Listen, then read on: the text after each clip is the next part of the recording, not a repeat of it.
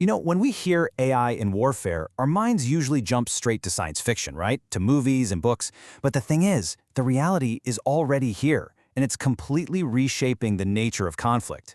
So in this explainer, we're going to look past all that and see how artificial intelligence is creating a brand new kind of battlefield today. So, that quote? That's not from a movie script. It's from a very real analysis of where military tech is going. Quicker than the speed of thought. I mean, just let that sink in.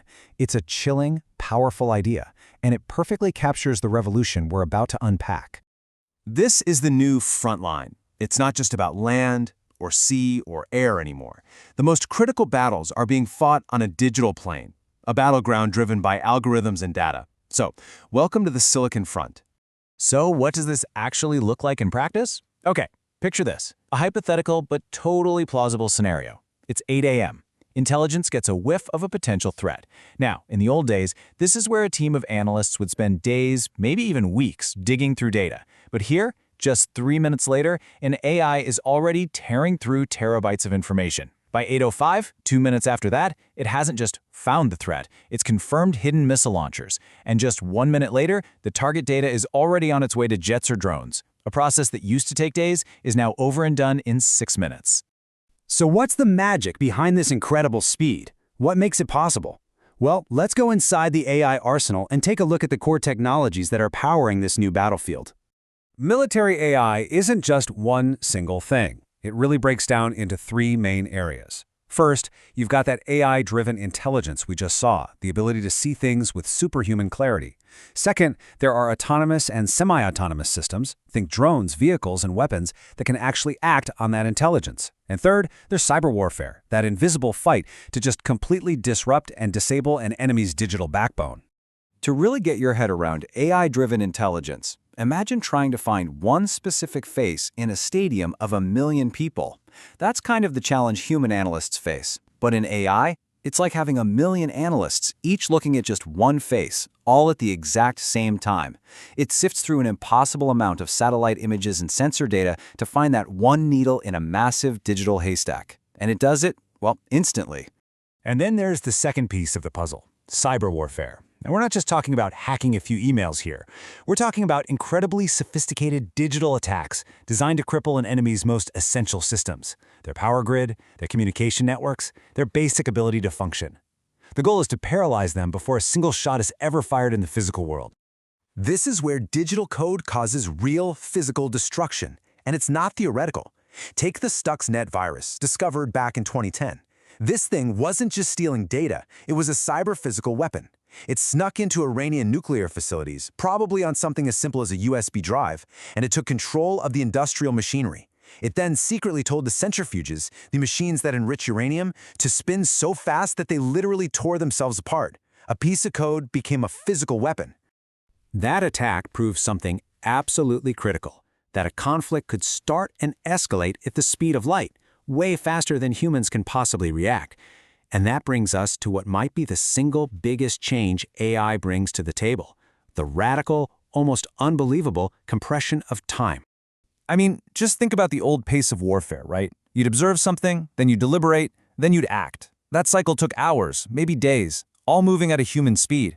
Now, contrast that with AI-enabled warfare. The entire cycle is crunched down to seconds. It's moving at machine speed. The gap between seeing something and doing something about it has all but vanished. So just how fast are we talking? Get this. Some systems are aiming for what they call a sensor-to-shooter cycle of just 90 seconds. That's from a satellite spotting a target to a weapon being launched. 90 seconds. And why is that such a game changer? Because it basically collapses the window for any kind of traditional defense. A threat can be dealt with before it even has a chance to fully deploy. That gives an almost absolute advantage to whoever can act the fastest.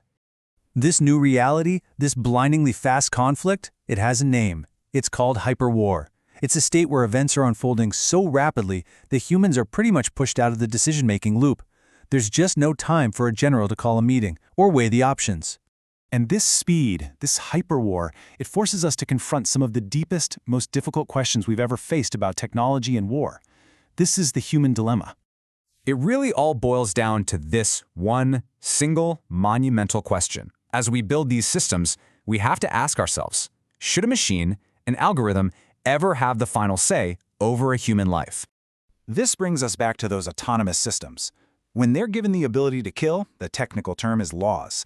It stands for Lethal Autonomous Weapons Systems. Or, let's be honest, what most of us just call killer robots. The key phrase here is without direct human control. That is the line we are getting closer and closer to crossing. Now, this is a fiercely debated topic, and you can see why. On one hand, supporters argue that these systems could actually be more precise than humans, reducing civilian casualties. They don't feel fear or get tired, and they keep our soldiers out of harm's way. But the arguments against are just as powerful. If an AI makes a mistake, who's responsible? The programmer? The commander? There's a huge risk that two AI systems could engage each other and escalate a conflict in seconds. And maybe most importantly, what does it mean for us when we dehumanize the act of war? And here's the thing. These heavy ethical debates aren't happening in a vacuum. They're happening right in the middle of a very real, very intense global competition for AI supremacy. This is the race for tomorrow. All the major world powers are pouring billions into military AI. The United States and China are widely seen as the frontrunners, but make no mistake, Russia, the UK, Israel, and other nations are all developing very significant capabilities. It's a whole new kind of arms race, where the weapons aren't bombs, but algorithms and data. And that brings us to the final and maybe the most crucial point. As this technology accelerates at this incredible pace, the most important question has to be this. As we build machines that can wage war at the speed of thought, what guardrails, what rules, what ethical frameworks are we building to control them? The answer to that is going to define not just the future of warfare, but maybe the future of humanity itself.